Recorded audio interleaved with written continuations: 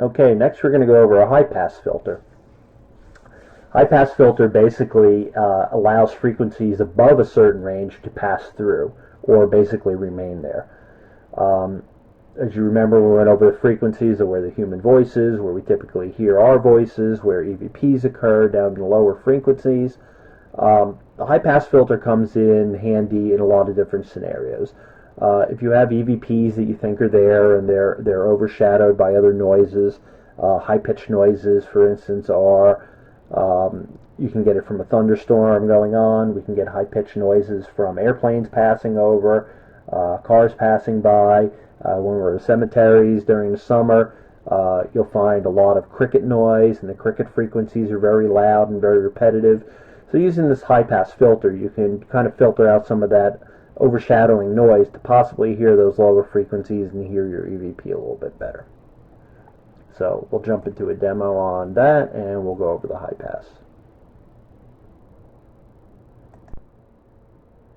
Okay, let's jump into our high-pass filter demo. We're going to go here and open up our EVP file. And again, this is an EVP file that has been broken out of my original audio, so this one is about a 4-second clip, not very long. And the first thing we are going to do is I like to make the waves easier to work with and increase the space on the screen. So I always go in here and I split my stereo tracks. I get rid of my right channel and I go back up here and make it into a mono track. This way I'm sure I'll hear the audio through both speakers. And now we have our audio ready to play. And this was from an investigation at the Merchant and Drover's Tavern. I picked this up, I believe, in one of the rooms on the 3rd floor. I was by myself, but there were other investigators not too far away, so you will hear maybe 1 or 2 other voices in the background. But you're going to hear definitely a distinct EVP in the middle of this audio.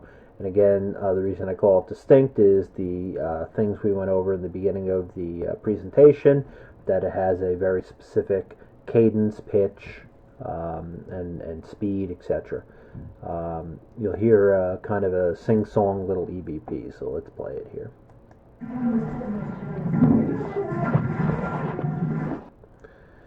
So you'll hear in this audio, and I'll play it one more time after I preface this, that there is a lot of noise of shuffling around, and the building was very cold, so everybody had jackets on, so you had a lot of noise of people with nylon winter coats rubbing back and forth.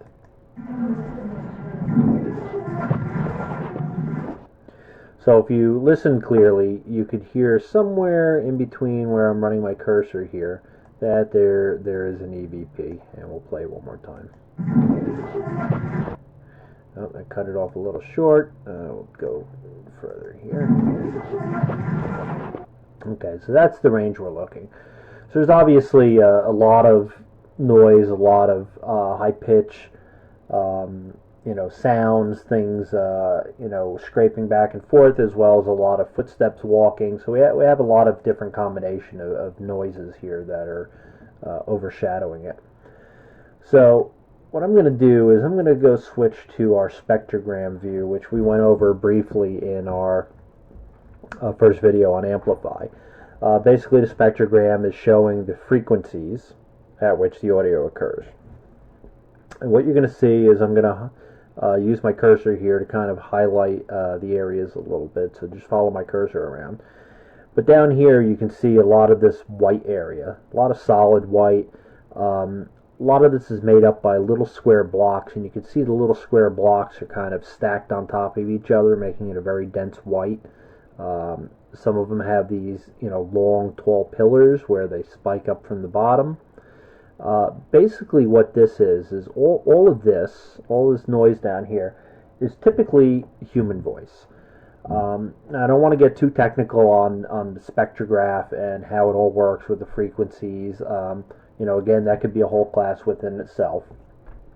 But basically, every time you say something. It doesn't matter if you're outside, inside, your voice does echo. Your voice has a very specific sound to it. And when you see a lot of this white on top of each other, it's your sound of your voice echoing inside the building, even though you may not hear it. It's not going to be a Grand Canyon kind of echo, but there still is an echo there. It echoes coming out of your mouth. It echoes, through your head, using your head as an amplifier or an echoing device. And it just creates a reverberation that shows up here on these little micro echoes. So you're going to see all this dense white is typically sounds that we're making, moving around, walking around, or talking. Now, if you look at our area where we played our EVP, basically somewhere in this area I'm highlighting, you're going to see a couple of these pyres, stacks, pillars, whatever you want to call them here, that have a very different look. They're kind of faint, they're tall, as a normal human voice would be, but they're kind of disconnected from the bottom. They don't go from the bottom up, where it's not a pitch that's going up, a sound that's going up and reverberating. They kind of look like they're starting in the middle of nowhere. So this typically is what you would see of an EVP. Not always the case, not always 100% accurate, but somewhere in this range here behind all this white is these yellowish ones are our EVP. So let me just play it here one more time. So you can hear again this area where it says the little background voice. So what I want to do is I want to get rid of a lot of this shuffling and stuff down here. All this noise that's down the bottom here is shuffling, scraping of feet on the wood floor, or nylon coats rubbing together, whatever it may be in that room is just causing a lot of noise that's kind of over the bottom part of the EVP here. So if you look across here, you can get a general idea where like the majority of this is. Yes, it goes up about this high where my cursor is, but you want to generally be looking in this area where my cursor is, and you follow this across. This is like the thickest part of it, and it goes somewhere, if you look about here, it's about halfway between 500 and 1,000 hertz, which we're talking about 750. So what we're going to do is we want to use the high pass, and as I mentioned earlier, the high pass filter allows everything higher than a certain frequency to pass through, basically remain and allow to be played. Everything below that frequency will get removed. So I'm going to go in and highlight all my audio, and the quick shortcut I did there was Control A, which is available in most Windows programs. On a Mac it would be the Control and A. So we do, Command and A, and we do Control A here to select all, and we're going to go up to Effect, and we are going to choose the high pass filter. Now you see a couple settings on here. The main one we're concerned with is our cutoff frequency, and again, it's allowing everything above a certain frequency to pass. So it always starts about 1,000. And what we're going to do is we're going to look again down here. We're looking about 750. We want to get rid of everything below here, which is our shuffling noise. So we're going to say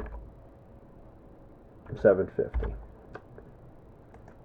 Now here, the roll-off per octave, what this does is allows you to choose the amount of decibels, how loud, how much of the sound to get rid of. And again, you're going to have to play with this. It differs depending on the volume of your audio. You can see a lot of this is dense white, which means it was probably very loud shuffling. The mic was really picking it up.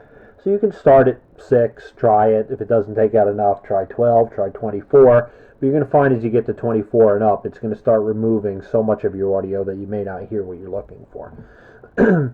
So in this case, I kind of generally know from playing with this file that I want to go about 12. A lot of this noise is very dense, and I want to get rid of all of that. So we're going to start with 750 and 12, and I'll apply it here. And watch how the spectrogram changes. So you'll see there's a lot of blue down here now, similar to up here. That means I got rid of a lot of this audio down here. A lot of those loud noises and everything are gone. So now we're going to play the entire EVP again from the beginning.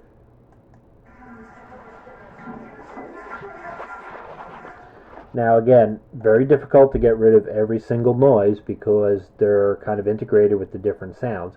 But you can hear now the feet dragging, the banging, those kind of noises are gone.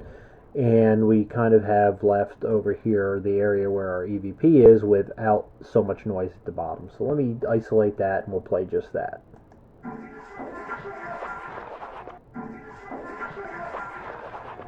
So I don't know if everybody was able to hear EVP there or what the EVP might have said. But from going through this one a few times, I believe it's saying something along the lines of "You should not be here." It sounds like a little girl and a little sing-song voice saying "You should not be here." So let's try this again. I'll play it again. And the high-pass filter did allow me to hear it a little bit better, a little bit clearer. So again, what you can do is save this out using the either export selection or export. Export selection, of course, you have to highlight an area to export. If we do this, the standard export allows me to export this whole little short clip that I have.